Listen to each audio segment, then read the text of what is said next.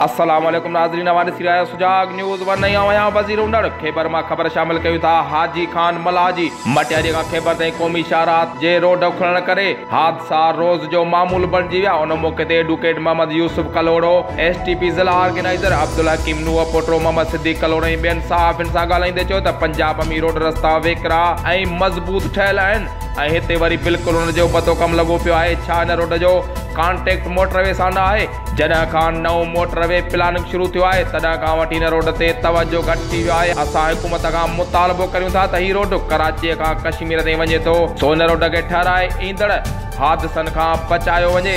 सुजाग news one में फ़िलहाल एतिरो ई। वधीक ख़बरनि अपडेट्स लाइ ॾिसंदा रहो सुजाग न्यूज़ वन। पाकिस्तान खां माण्हू वञे पियो कंहिं ॿी जॻह ते ऐं विच में एक्सीडेंट थिए त उनजे माइटनि सां कहिड़ी हालत हूंदी। अहिड़ा त खोड़ एक्सीडेंट थिया आहिनि त उन्हनि खे रहम करणु घुरिजे ऐं प्राइम मिनिस्टर खे बि रहम करणु घुरिजे, असांजे सिंध जे वज़ीर आला खे बि रहम करणु घुरिजे ऐं असांजे सेनेटर साहब खे बि रहम करणु घुरिजे। जिन ज़िले में जेके रस्ता आहिनि उन्हनि जी कुझु टारगेट कई वञे। वॾी महिरबानी। हाईवे जेको आहे बिल्कुलु हिन में नाक़स मटीरियल हूंदो आहे।